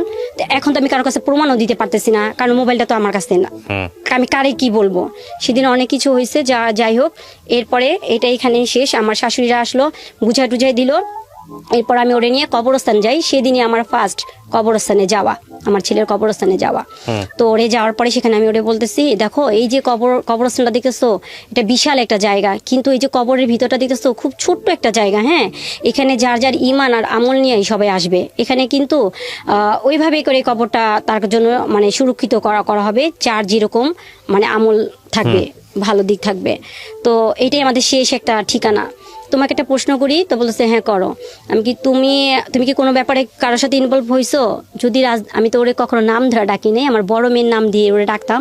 তো বলতেছি রাজনাব্বু দেখো, তোমার কাছে আমার শেষ একটা ইচ্ছা, আমি তো তোমার কাছে সংসার লাইফে এরকম আমার কিছু চাই নাই, এটা আমার একটা মানে ধরো তোমার কাছে এটা চাওয়াই। তোমার যদি এরকম মনে হয় না যে তুমি আমাকে দিও, আর যদি মনে হয় দেওয়ার দরকার নেই তাহলে চলে যাও। সেটা হচ্ছে তুমি যদি কারোর প্রতি ইনভলভ হয়ে যাও তাহলে তুমি এখান থেকেই চলে যাও, আমি তোমার ব্যাকে ডাকবো না। হ্যাঁ, এই কবরস্থান তো এখানে তোমার আমি আর তোমার সাথে এখানে আমার শেষ, এখানেই, কারণ এই জায়গায় আমাদের সবার আসতে হবে। ও কি করছে ভাইয়া, আমার আমার আমার শ্বশুর মারা গেছে, তার 10 দিন পরে তো আমার ছেলেটা মারা গেছে। এখানে কিন্তু আমার শ্বশুরও মারা গেছে। আমার ছেলেটা যে মারা গেল না, তার 10 দিন আগে আমার ছেলেটা, এই আমার শ্বশুর মারা যাওয়ার 10 দিন পর আমার ছেলেটা মারা গেছে। তো দুইটা কবরের মধ্যে এইভাবে হাত রাখলো, হাত রেখে বলতেছি দেখো এখানে আমার ছেলে, এখানে আমার বাবা, বিশ্বাস করো তুমি ছাড়া আমার লাইফে কোনো মেয়ে আসে নাই। আর এই আমি দুইটা কবরের মধ্যে হাত রেখা বলতেছি, এই কসম খাইতেছি, তুমি আমার বাচ্চাদের কাছ থেকে আমার দূরে সরাই দিও না, আমাকে তুমি দূরে করো না, আমাকে তুমি আর একটা সুযোগ দাও, আমার যা হয়েছে আমি ওইটা শেষ করে দিচ্ছি। হ্যাঁ, তো আমি ওরে বিশ্বাস করলাম, বিশ্বাস করার পরে ওরে আবার সে আগের মতো ঘরে জায়গা দিলাম। কিন্তু এরপর থেকে শুরু হইতে থাকে মানসিক নির্যাতন, শারীরিক নির্যাতন, মানে মেন্টালিটি এইগুলি কি আমি দেখতেছি। মেয়ে অনবরত ওকে ফোন দিতেছে, ও ফোনে কথা বলতেছে, আবার আমি ওকে জিজ্ঞেস করে বলতেছে যে না তুমি কি দেখো, এটা তুমি ভুল দেখতেছো। কিন্তু ওই যে প্রবলেমটা আমাদের কোথায় তা জানি ভাইয়া। তারপরে কিছুদিন পরে দেখলাম ওর মানি ব্যাগে একটা লাভ লেটার, ঠিক আছে, ওইটা নিয়ে একটা শুরু হইলো দ্বন্দ্ব। এটা কি? তো বলতেছে এটা কি, আমি জানি না তো এটা কি, তারিখ ডেট সব দেওয়া, মানে কিভাবে লিখছে, মানে একটা ইয়াং জেনারেশনের ছেলে মেয়ে যা লেখে আর কি, সেভাবে ওয়ার্ডগুলি ওখানে লেখা করা। তো আমি ওরে বলতেছি, মানে দিনের পর দিন যেতেছে, ওরে বোঝার চেষ্টা করতেছি, দেখো তোমার 2টা মেয়ে আছে, হ্যাঁ, তুমি বাচ্চাগুলির দিকে তাকাও, তুমি ব্যাকে আসো, হইছে ভুল হইতে পারে, মানুষ মাত্রই ভুল, তুমি ব্যাকে আসো, তুমি অন্তত বাচ্চাগুলির দিকে তাকাও, তুমি ওদের দিকে তাকায় তুমি দেখো ওদের লাইফের কথা চিন্তা করো, তুমি এটা ফালাই দাও, ঠিক আছে। ওরে আমি কোনো রকমই এখানে ব্যাক করাইতে পারলাম না। ও রীতিমতো মনে করেন একটার পর একটা মানে এই মন চাইতেছে, ও আসতেছে না, মোবাইল অফ করে রাখতেছে, আবার আসতেছে, মানে প্রতিনিয়ত আমাকে মেন্টালি টর্চারিং, ঠিক আছে, যেটা আমি কারো কাছে প্রমাণ দেওয়ার জন্য একটা প্রমাণ যে রাখবো সেটা করতে পারতেছি না। তবে ও যে বাসায় আসে না, এইটা মানে সবাই এটা উপলব্ধি করতে পারতেছে। তো এর মাঝখানে আরেকটা জিনিস হয়েছে যে আমার বড় ভাইয়া আছে না, বড় ভাইয়া ওরে দরজা ভিড়ায়া 2টা পা প্যাচে, আমার বড় ভাইয়া বলতেছে ভাইয়া আমি তো আপনার ওয়াইফের বড় ভাই, হ্যাঁ, যদিও আমি আপনার বয়সে ছোট, কিন্তু সম্পর্ক দিক দিয়ে কিন্তু আমি আপনার সম্বন্ধী। তো বাইরে একটা কথা বলি ভাইয়া, আমার বোন যদি কোনো ভুল করা থাকে তাইলে তারপরও একটা কথা বলি, এই ভুলের জন্য ওরে আপনি এরকম শাস্তি দিন না। হইতেই পারে ভুল আমার বোন করতে পারে আপনার সাথে, কিন্তু আপনি কি করতেছেন আমাকে একটু বলেন, আপনি কি কোনো মেয়েলি ব্যাপারে আটকায় গেছেন? যদি আটকায় যান তাহলে ভাইয়া আপনি আমার কাছে বলেন, আমার আম্মাকে দিয়ে আমি সমস্ত জিনিস আমি মানে করব। অনেক সময় হয় না ভাইয়া যে ওই মেয়ের সাথে ওর সাথে অনেক রকম সম্পর্ক হয়ে গেছে, ওই মেয়ে টাকার দাবি করতেছে, টাকা হইলে মিউচুয়াল হইলে সরায় ফেলায়, এরকম হয় না? তো আমার বড় ভাই পাটা পেঁচায় ধরা কাঁদছে আর বলছে, তখন আমার বলতেছে হ্যাঁ মেয়ে তো আমার নামে মামলা করছে, আপনাদের 2 ভাইয়ের নামে মামলা করছে। তখন আমার ভাই বলছে মামলা করছে মানে, হ্যাঁ আমাদের নামে মামলা করছে, এখন 4 লাখ টাকা লাগবে। পয়েন্টটা কোন জায়গায় গেছে, ও 4 লাখ টাকা লাগবে, 4 লাখ টাকা দিলে ওই মেয়ের সাথে ওর সাথে কাটছিট হয়ে যাবে, ঠিক আছে। তো আমার ভাই বলতেছে এটা আবার কেমন কথা বলেন, তাহলে মামলা করলে তাহলে মামলার কাগজ দেখান আমাদের, মামলা করছে। মামলা কাগজ কি আমাকে দেখাবে, ওই মেয়ে তো করছে, ঠিক আছে। এই কি করলো, এই জিনিস দিয়ে ঘরের মধ্যে একটা হট্টগোল পাকায় রাখলো, ঠিক আছে। ও এর মাঝখানে দিব্যি আরামে ঘুরতেছে, করতেছে। আমার 2টা ভাই মনে করেন মানে পালায় রইছে, যে কোনো সময় আমার বাসায় পুলিশ পাঠাতে পারে। ও খালি ফোন দেয় আমাকে, বলে কি তুমি কিন্তু ভাইয়াদের দূরে সরাই দিও, ভাইয়াদের কিন্তু বাসায় আসতে দিও না, আসলে কিন্তু ওই মেয়ে কিন্তু অ্যারেস্ট করাই দিবে। আমি তো ওই কথাই ভয় পাইছি। আসলে তো আমি জানি না যে আসলে ওই মেয়ে কেন আমার জন্য মামলা করবে, ওই মেয়ের কি এমন আছে, ওই মেয়ে তো এখানে মামলা করার কোনো কিছু নাই, তাই না। তো যাই হোক এইভাবে গেল। তো গত রোজায়, এই তো রোজা আসতেছে, গত রোজায় আমার বাসায় বাড়িওয়ালা যে ওনার সাথে আমরা বসার পরে রাজে কি আমার হাজবেন্ড ও কি করলো, থানা থেকে একটা জিটি কপি আনলো ওই মেয়ের নামে। হ্যাঁ, যে দেখো আমি ওই মেয়ের সাথে আমার সাথে কোনো সম্পর্ক নাই, এই যে আমি জিটি কপি তোমাকে দেখাইতেছি আনছি, আমি তোমার সাথে সংসার করতে চাই আর তুমি এটি বাদ দাও। হ্যাঁ, তো ঠিক আছে, ভালো কথা। আমাদের ঘরোয়াভাবে সবাই মিলা বৈশা টুইসা সুন্দর করে ওর হাতে আবার আমাকে বুঝাই দিল, আমার ভাইটাই সবাই বুঝাই দিল। তো আমি আমার শাশুড়ি বাসায় গেলাম। সেখানে যাওয়ার পর ভাইয়া দেখি রাত্রে মেয়ে ফোন দিছে ওরে যে তুমি কি ঘরে ঢুকেই কি আমাকে ভুলা যাও। তখন আমার শাশুড়িকে যে আমি আবার কান্না করতেছি, আম্মা দেখেন আপনি তো আমাকে বুঝে নিয়ে আসছেন, দেখেন আপনার ছেলেকে আবার দিচ্ছে, এই যে দেখেন মেসেজ দিচ্ছে, আমি মেসেজ দেখছি। তো যা বলতেছি কি মা ওর আসলে কি মাথাটা নষ্ট হয়ে যেতেছে গা, ও আসলে বাচ্চার শোকে না ও আমারে পাগল বানায় ফেলতেছে। ঠিক আছে, কিন্তু আমি পাগল না, আমাকে পাগল বানাই দিতেছে ও। ঠিক আছে, তো যাই হোক ওইখানে এরকম করতে করতে আমি 15 দিন কোনো রকম কাটাইলাম ওর সাথে। ওইখানে কাটানোর পর আমি বাসা চেঞ্জ করি। হ্যাঁ, বাসা চেঞ্জ করি, আমি যে বাসায় ছিলাম ওই বাসাটা চেঞ্জ করে আমি আরেকটা বাসায় আমি যাই। আম্মা টাকা দিল, বাসায় যাওয়ার পর ওই বাসায় গিয়ে যাওয়ার পরে ভাইয়া আমার বড় মেয়েটাকে আর আমাকে, মনে করেন আমার বড় মেয়েটা তো বাবার এই জিনিসটা দেখছে হাত ভরা মেহেদি। ঠিক আছে, ও বাবার হাত ভরা মেহেদি, একদম হাত ভরা মেহেদি। তো আমি আমার মেয়েকে বলতেছি দেখো রাজদিন তোমার বাবা কি করছে, হাতে ভরা মেহেদি, ওর মেয়ের নাম নিয়ে আসছে। তো আমার মেয়ে বলতেছি কি আব্বু তুমি কি এখন কি মানে একটু ই হবা, তুমি এগুলি কি করতেছো আব্বু, তুমি কি একটা বার আমাদের দিকে তাকাও না। তো ওই এক কথা দুই কথা কি করছে ভাইয়া, ওই যে কারেন্টের ব্যাটগুলো থাকে না, ওই ব্যাটগুলো আমার মেয়েটাকে এমন ভাবে পিটাইছে, ওরে ধরতে যে আমি মাই খাইতেছি ও মাই খাইতেছে, মানে আমরা মা মেয়ে মানে কারে থেকে কারে বাঁচাবো আমরা নিজেরা জানি না। ওর বাবা একটা হিংস্র প্রাণীর মতো হয়ে গেছে। তখন ওরা আমি বলতেছি তুমি থামো, তুমি এইভাবে করে মাইরো না, তুমি এইভাবে করে মাইরো না, তুমি কি মারার জন্য আমার কাছে আমাদের নিয়ে আসছো, আমি কত বড় শখ করে তোমার কাছে আমি আমার পুরো ফ্যামিলি করে ছাইরা টেরা দিয়ে তোমার কাছে আমি আসছি। ঠিক আছে, ও এখানে একটা শর্ত রাখছে আমি কারোর সাথে মানে যোগাযোগ করতে পারবো না, মানে আমার ফ্যামিলির, যেখানে আমার মা আমাকে এতটা হেল্প করে। তো ও মানে এই পয়েন্টটা খাটাইছে যে আমাকে ওই বাসায় নিয়ে যায় আমার উপরে এই টর্চারিংটা করবে। ঠিক আছে, এখানে তো কেউ দেখবে না। ও অনেক মারছে, মারার এক পর্যায়ে আমি বেহুশ হয়ে যাই, মানে এতটা মানে রক্তাক্ত করে, আমার গলার মধ্যে চিবি দেয়। চিবি দেওয়ার পরে তো অটোমেটিক মানে দম আটকায় গেলে তো মানুষের শরীরে অন্যরকম হয়ে যায়। ঠিক আছে, তো আমার পুরো কাপড়টাই নষ্ট হয়ে যায়। তো আমার মেয়ে সেগুলি করে, তো ও কি করে তখন মাইনাটেটা তখন চলে যায় বাসার থেকে। তো আমার বড় মেয়েটা ওর মামাকে ফোন দেয়, ছোট মামাকে ফোন দেয়, ছোট মামা তুমি একটু তাড়াতাড়ি আসো, মামা আম্মুরে তো মাইরা ফেলতেছে, আম্মুর তো কোনো নাই, মানে কোনো কিছু।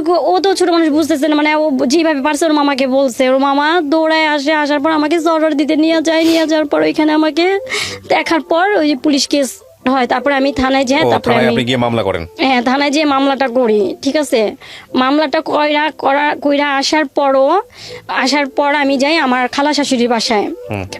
আমি তখন আমার ভাইরা বলি কি ভাইয়া আরেকটু সময় দে ভাইয়া, বড় ভাইরা আমি বলি, দুই ভাইরাই বলি একটু সময় দাও। তো আমি আমার খালা শাশুড়ি বাসায় যাই।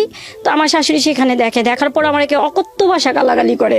ঠিক আছে, অকথ্য ভাষা গালাগালি করে, এই তুমি এখানে আসছো কেন, বের হও, আমাদের মান সম্মান ধুইতে আসছো, এই করতে আসছো সেই করতে আসছো। কিন্তু এর মাঝখানে ওনার ছেলে যে টিকটক গুলি করতো, এই টিকটক গুলি আমার মেয়ে দেখছে আবার। দেখছে। এখন তো ভাইয়া ডিজিটাল যুগ, সবখানে সব জিনিস মানে মেয়ের সাথে টিকটক করতো। ঠিক আছে, যে মেয়ের সাথে ওর পরকীয়া হয়েছে। ও আচ্ছা, সে তার সঙ্গে টিকটক করতে, সেটা আপনার মেয়ে চোখে পড়ছে? হ্যাঁ, মেয়ের চোখে পড়ছে। তো ওর চোখে পড়ছে, তো ওই আমাকে সবকিছু আমার মোবাইলে দেয়, আমাকে বলে যে আম্মু আমি নামাই দিই, তুমি দেখো, তুমি তো অনেক কিছু বোঝো না, দেখো আব্বু কি করতেছে, তুমি কি কিছু করবা না?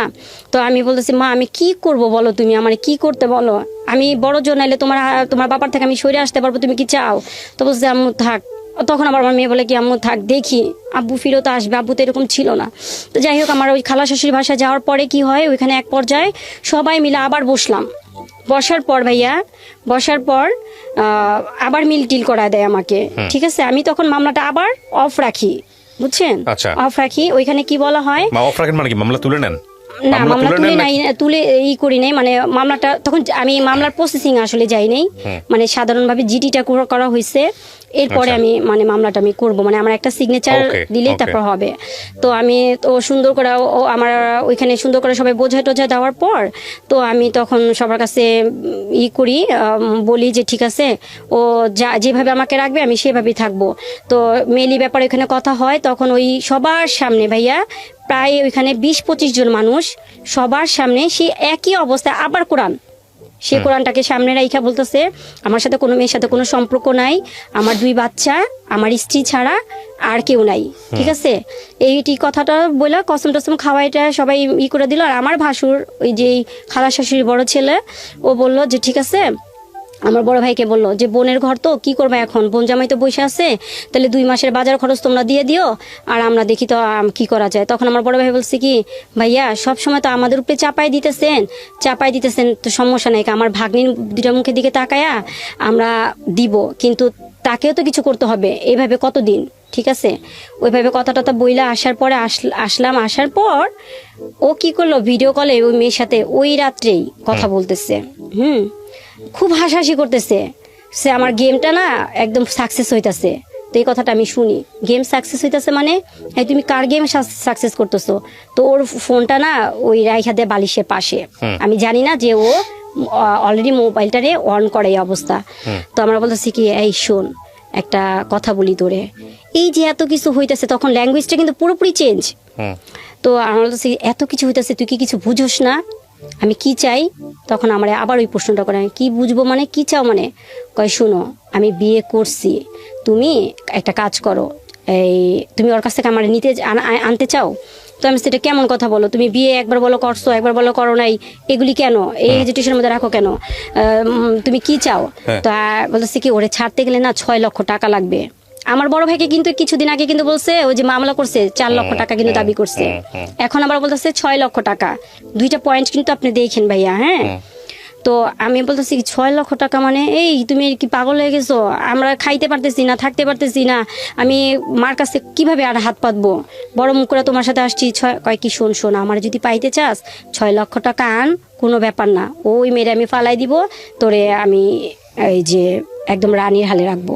তো আমি বলছি কি শুনো আমার আছে না লবণ দিয়া ভাত খাওয়া, ডাল দিয়া ভাত খাওয়াও, আমি ওই মেয়ে না যে কারো কাছে যে কিছু বলবো, ঠিক আছে। তুমি কিন্তু এতদিন শুধু আমার ভালোবাসাই দিছো, বিনিময়ে কিন্তু তুমি কোনো অ্যাসেট আমাদের জন্য তৈরি করো নাই যেটা তুমি আমাদের জন্য ফিউচারে ভাইবা রাইখা দিবা। তো আমাদের তো অবস্থা এখন করুণ দশাই। তো আমি আমার কি স্বপ্ন দেখো, এই সব স্বপ্ন আমাকে দেখায়ও না, তুমি ওর কাছে আসবা কি আসবা না সেটাকে বলো। তো এক পর্যায়ে সেই রাত্রে ও মনে করেন রান্নাঘর থেকে বটি আনছে, ঠিক আছে, বটি আনছে, তারপরে ওড়নাটারে খুব ভালোভাবে করে হাতে পেঁচাইতেছে আমাকে। তো আমি তখন ওই দৃশ্যটা দেখার পর না আসলে ভাইয়া যে মানুষটা আমার এতদিনের লাইফ পার্টনার, একটা ভালোবাসার মানুষ ছিল, প্রথম তো ভালোবাসার মানুষ, তারপরে এসেছে সন্তানের বাবা, আমি কার বুকে মাথা রাখছি, কার সাথে সংসার করছি আমি নিজেই মিলাইতে পারতেছি না। যে আমার মানে বর্তমান প্রেক্ষাপটটা এমনই হইতেছে যে জিরো, আমি সব দিক দিয়ে মানে আমার মানে শেষ, ঠিক আছে। তো ওর ওই ভয়ঙ্কর ইটা দেখা আমি রীতিমতো আপসেট, ঠিক আছে, আপসেট। তো তখন এমন একটা হয়েছে যে মানে ও অলরেডি আমারে মারবেই। তো তখন ওই সময় কোনো রকম করে ঠান্ডা করলাম, ঠান্ডা করার পরে ওই যে পরে আবার যে আমার মেয়েটা যখন যে টিকটকটা দেখলো না, টিকটক নিয়ে যখন কথা বললো, কথা বলার পর তখন ওই যে আমাকে আর আমার বড় মেয়েটাকে মানে বেধম পিটায়, ঠিক আছে, মানে খুবই মারে। তো তখন মারার পর আমি ওরে বলি যে তুমি শিয়ানা মেয়ের গায়ে হাত উঠাইছো, তুমি কি জানো এটা কত বড় খারাপ কাজ করছো? বাবা হ্যাঁ, যে মেয়েটার গায়ে হাত উঠাইছো। ভাইয়া আমার মেয়েটাকে দেখলে আপনি বলবেন যে বলা ঠিক না, মানে আল্লাহ পাক আমার 2টা মেয়ে মাশাআল্লাহ অনেক সুন্দর করে বানাইছে। আর আমার হাজবেন্ড আমাকে বলে যে আমি দেখতে সুন্দর না, ওয়েস্টার্ন কালচারে চলাফেরা করতে পারি না, অশিক্ষিত মহিলা। তো এতদিন পর, এত বছর পর যে আমাকে এই ব্লেমগুলি দেয়, তো তখন কই ছিল?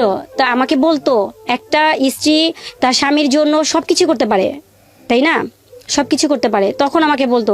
কিন্তু তাই বলে এই না ও আমাকে আমার বাচ্চাগুলিরে নর্দমায় ছুঁড়া ফালাই দিয়ে ও একটা শুভাকাঙ্ক্ষীর জন্য ও সবই শেষ করে দিবে।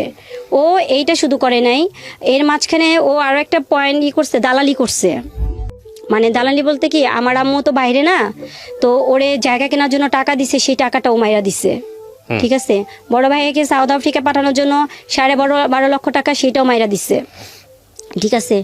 তাও আমার আম্মু সবই মাইনা নিচ্ছে যে চাক টাকা আজ আছে কাল মানে ঝড় ভাটা এই আছে এই নাই। হ্যাঁ, আল্লাহ পাক দিতে কতক্ষণ, আমার নাতি নাতকরা ভালো থাকলেই হয়েছে সবচেয়ে বড় জিনিস। আপনি আপনাকে আমি কিছু কোশ্চেন করি, আমি গল্পটা আপনারা এতক্ষণ ধরে যারা শুনছিলেন আমি জানি তাদের ধৈর্যচ্যুতি ঘটবে শেষের দিকে এসে। কয়েকটা প্রশ্ন আমি করি আপনাকে, আপনি যদি একটু উত্তর দেন। আপনি আমাকে যখন এই অনুষ্ঠানটা আমি শুরু করি তখন আপনি আমাকে কিছু ভিডিও ডকুমেন্ট দেখাচ্ছিলেন, বিশেষ করে একটা ভিডিও খুব সেন্সিটিভ যেটা আপনার হাতে এসছে, এটা কার মাধ্যমে এসছে আপনার কাছে? এটা অনেকটা ছিল শর্ট করে ইমোতে পাঠাইছে মেয়েটা আমাকে। মেয়েটার সঙ্গে আপনার কথা হয়? মেয়েটা আমার সাথে কথা হয়েছে যখন আমার হাজবেন্ডকে অ্যারেস্ট করাই দিলাম তখন। আর আমার হাজবেন্ডকে যখন অ্যারেস্ট করানো হয় তখন ওর সেলটা ওই যে এসআই নিয়ে যায়, ওর ফোনে পাওয়া যায়। হ্যাঁ হ্যাঁ, এটা আমাকে দিছে 3 মাস পর।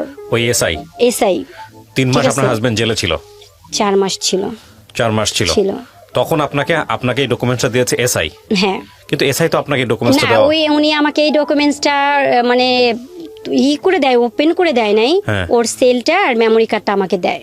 ও আচ্ছা, ওই মেমোরি কার্ড থেকে আপনি বের করেন এটা? হ্যাঁ, আর ওই মেয়ে আমাকে দেয় কারণ এটা তো অনেক বড় একটা ভিডিও, ঠিক আছে। এখানে আপনি যতগুলা ভিডিও আমাকে দেখাইছেন বা যতগুলো ইয়েগুলো আছে সেগুলো নিয়ে একটা রাষ্ট্রীয় গণমাধ্যমেও এটার একটা রিপোর্ট প্রচারিত হয়েছে। কতক্ষণের রিপোর্ট ছিল এটা? মেবি এটা আধা ঘন্টার মতো ছিল। আধা ঘন্টার মতো কি পুরো ক্রাইম ইনভেস্টিগেশন করা হয়েছে? হ্যাঁ। এবং সেটা করেছেন আপনি কতদিন আগে? 1 মাস আগে। 1 মাস আগে। আপনার হাজবেন্ড এখন কোথায় আছে? আমি বলতে পারবো না ভাই। বলতে পারবেন না, ও জেল থেকে বের হয়ে গেছে? জেল থেকে মেয়ে ওকে ছাড়াইছে। মেয়ে ওকে ছাড়াচ্ছে। আপনার জানার মতো কি ও বিয়ে করেছে ওকে? হ্যাঁ, এখানে একটা কথা ছিল রেখে দিছি। আমার তো প্রত্যেক মাসে মাসে হাজিরা দিতে হয়। হ্যাঁ, হাজিরা দিতে হয়। আপনার কেন হাজিরা দিতে হবে? আপনার বিরুদ্ধে মামলা করেছে? না না, আমি বাদী, আমার যেতে হয় আর কি। আমি গত 2 মাস আগে খবর নিতে হয় আর কি। হ্যাঁ, 2 মাস আগে আমার 2টা বেবিকে নিয়ে আমার যেতে হয়েছে, তো ওদেরকে নিয়ে গেছি। তখন ওরা হাজিরা দেয় নাই? হ্যাঁ, তখন মেয়ে আসে নাই। ওর লয়ার মেয়ের নামে মামলা করেছে? হ্যাঁ, ওই লয়ার বারবারই বলছে যে বিবাদীর সাথে এই মেয়ের সাথে কোনো সম্পর্ক নাই। আপনার মামলাতে আসামি করেছেন কাকে আগে? আমার হাজবেন্ডকে আর ওই মেয়েকে। ওই মেয়ের প্রপার ঠিকানা আপনি বের করতে পেরেছিলেন? হ্যাঁ, মামলার এজাহারে উল্লেখ করা ছিল সেগুলো? হ্যাঁ। আচ্ছা, তো তারপরে এখন আপনি যেটা বলতেছেন যে লাস্ট টাইম আপনি গেছিলেন তখন আপনার হাজবেন্ড হাজিরা দেয় নাই? ও দিছে কিন্তু মেয়েকে দেয় নাই। 2 নম্বর আসামি মেয়েকে করা হয়েছে। আচ্ছা, মেয়েটা দেয় নাই? মেয়েটা দেয় নাই। আর ওর লয়ার বারবার একই কথা বলছে যে আমার বিবাদীর সাথে এই মেয়ের সাথে কোনো সম্পর্ক নাই। আপনাকে ডিভোর্স দিয়েছে আপনার হাজবেন্ড? না। ডিভোর্স দেয় নাই? এখানে আপনি দিয়েছেন? না। আমি যে প্রশ্নগুলো করি সেই প্রশ্নগুলো উত্তর দিলে চলবে? ডিভোর্স হয়নি এখন। আমাদের মামলা রানিং চলতেছে। এখানে ডিভোর্স হলে আমাদের মামলা চলতো না। আচ্ছা, তো ডিভোর্স হয় নাই? ডিভোর্স হয়নি। আপনার হাজবেন্ডের সঙ্গে আপনার লাস্ট কথা হয়েছে কবে? জানুয়ারির 15 তারিখ। কি বলেছে উনি? উনি আমাকে ফোন দিয়ে বলতেছে যে আমাকে ভালো মন্দ জিজ্ঞেস করলো, তো বললাম যে হ্যাঁ ভালো আছি, এই বাচ্চারা কেমন আছে। আমি তখন বললাম যে বাচ্চাদের খবর যে তুমি নিতেছো, ওদের তো কোনো কিছু করতেছো না, ঠিক আছে, তুমি কেমন বাবা হইলা। আপনি আমাকে শেষ কথা উত্তর দেন। আপনার হাজবেন্ড যদি এখন ফিরে আসে, আপনার ওই যাকে বিয়ে করেছে তাকেও রাখতে চাই, আপনাকেও রাখতে চাই, আপনি নিবেন আপনার হাজবেন্ড? না, আমি নিব না। আপনি কি চাচ্ছেন? দুষ্ট। আপনি কি চাচ্ছেন সেটা বলেন আমাকে। আমি এই লোকের সাথে এত বছর সংসার করে তার ভিতরটাই তো চিনতে পারি নাই। লাস্ট কত বছর সংসার করেছেন? 16 বছর। 16 বছর। আপনি কি চাচ্ছেন এটা বলেন জাস্ট। আমি এখন চাচ্ছি যেভাবে আমাকে মানে আমার 2টা মেয়েকে নিয়ে যেভাবে আমাকে যেভাবে ফেলে দিছে, আমাদের 3টা জীবনও নষ্ট করে ফেলছে, এরকম প্রতারকের সাথে আমি সংসার করতে চাই না। ঠিক আছে, সেটা তো আপনি চান না। আমি চাই না। আর কিন্তু আপনি চাচ্ছেনটা কি সেটা বলেন। আমি চাচ্ছি সবাইকে সচেতন করার জন্য। আচ্ছা, সেটা তো আপনার গল্পের মাধ্যমে সচেতন হবে। সচেতন করার জন্য এখানে এটাই। আপনার ভুল কি বলেন তো? আমি পয়েন্ট আউট করার আগে আপনার ভুলটা কি? আপনার হাজবেন্ডের যে কথাগুলো আপনি বললেন সেটা নিয়ে আমি পরে কথা বলছি, যেহেতু উনি এখানে উপস্থিত নাই সেটা বাদ। কিন্তু আপনার ভুলটা কি? আমার ভুল হচ্ছে আমি বারবারই ওকে বিশ্বাস করে ওকে মানে ওর দোষগুলি আমি ক্ষমা করছি। হ্যাঁ, কেন করছি সেটা হচ্ছে এখানে কথা হচ্ছে যে আমার 2টা মেয়ে আছে। সমাজে চলতে গেলে আমার 2টা মেয়ের বাবা হিসেবে পরিচয় দিতে হবে। না, এটা একদম লেম লজিক। আপনি তো ক্লাস 9 পর্যন্ত পড়াশোনা করছেন, কিছু জিনিস আমি তারপরে এসএসসি কমপ্লিট করলাম। লেম লজিক বলতেছি আমি, মানে এটা হচ্ছে খুব দুর্বল যুক্তি। আচ্ছা আচ্ছা। আপনি ফাইনালি 16 বছর পরে এসে আপনি বাঁচাতে পারছেন সেই যুক্তি? না। আপনি প্রথম থেকে তাকে ক্ষমা করতেছিলেন আমার মেয়ে আছে, মেয়ের বাপের পরিচয় লাগবে, ঠিক আছে, সমাজের জন্য। 16 বছর পরে সে কি সেটা পারছেন এস্টাবলিশ করতে পারছেন? পারেন নাই তো। শেষ পর্যায়ে ধৈর্যচ্যুতি ঘটেছে, আপনি তাকে ছেড়ে দিচ্ছেন। হ্যাঁ, আপনি তার সঙ্গে সংসার করতে চান না। না, করতে চান না। বিষয়টা যদি আরো আগে হতো আরো ভালো হতো। দুষ্ট গোয়ালের চেয়ে শূন্য গোয়াল অনেক ভালো না? অনেক ভালো, দুষ্ট গরুর চেয়ে শূন্য গোয়াল অনেক ভালো। তো সেই জায়গাটা থেকে আপনার যুক্তি যদি সমস্ত কিছু মেনে নেই, তাহলে এটা আরো আগেই গিভ আপ করা উচিত ছিল। আমি এই দুজনকে নিয়ে কোনো মন্তব্যই করতে চাই না। কেন করতে চাই না, তার প্রধানতম কারণ হলো এটা আপনি বলে গেলেন বা আপনার মতো করে একপাক্ষিকভাবে আপনি বলে গেলেন, সেখানে বাকি দুজনের কোনো কথা আমি এই পর্যায়ে আনতে পারিনি। যে দুজনকে নিয়ে আপনি আনলেন, তাদেরও জীবনে হয়তো অনেক কিছু বলার আছে, সেই জায়গাটায় আমি যেতে চাই না। তবে এটা ঠিক প্রথম স্ত্রী থাকার পরে একটা কারণই এনাফ। প্রথম স্ত্রী থাকার পরে দ্বিতীয় যদি কোনো মানুষকে তার জীবনে নিয়ে আসে, সেটা যদি আপনার সঙ্গে এক লুকোচুরি করে হয়, অন্যায় করে হয়, তাহলে যত যুক্তি নিয়ে সে খারাপ হোক না কেন, একটা লাইনই এনাফ, সে দোষী, আর কিছু লাগবে না। তো সেই জায়গাটা থেকে সে দোষী। মানে আপনি যত কিছু বলেন সবকিছু যদি বাদ দিয়ে দিই, শুধু একটা যদি জিনিস যদি ধরি যে আপনাকে না জানায় সে কাজটা করেছে, কারণ আপনি যে ভিডিওটা আমাকে দেখিয়েছেন, সেই ভিডিও দেখার পর আসলে কোনো সন্দেহ থাকে না সে এটার মধ্যে ইনভলভ, যদি উনি আপনার হাজব্যান্ড হয়ে থাকে। ভিডিওতে যেটা দেখিয়েছেন, আমি টেলিভিশনের রিপোর্টটাও দেখেছি। তো সেদিক থেকে আমার ওনাকে নিয়ে বলার কিছু নাই। তবে আপনার এই গল্প থেকে আমাদের অনেক কিছু শেখার আছে। আমাদের সমাজের মেয়েরা মুখ বন্ধ করে এসব সহ্য করে, দিনের পর দিন সহ্য করে, বছরের পর বছর সহ্য করে, মাসের পর মাস সহ্য করে। আপনি আইনের দ্বারস্থ হয়েছেন, আমাদের সেটাই হওয়া উচিত। আমি সেই জায়গা থেকে আমি আপনাকে উৎসাহ দিব যে আইনের কাছে গেছেন, আপনি আইনের পরামর্শ নিচ্ছেন, আপনি চান ওর সঠিক বিচার হোক। সেই জায়গাতেও আমরা অনেক বেশি ফেড আপ হই। আমি আপনার জন্য গুড উইশ করতে পারি, দোয়া করতে পারি যে আপনি আইনের দ্বারস্থ হয়ে ওখানে যাতে আপনি ফেড আপ না হন, কারণ অনেকেই ফেড আপ হয়ে যায়, আপনি যেন সঠিক বিচারটা পান। কিন্তু এটা ঠিক যে যেই ভুলটা 16 বছরে হয়েছে, সেই ভুলটা আরো 10 বছর পরে হতে পারতো। আপনার মনে আছে কিনা, আপনি 1 ঘন্টা আগে যখন অনুষ্ঠানটা শুরু করছিলেন, তখন আপনি আমাকে একটা কথা বলতেছিলেন যে ভাইয়া আমার বহুবার মনে হয়েছে সুইসাইড করি।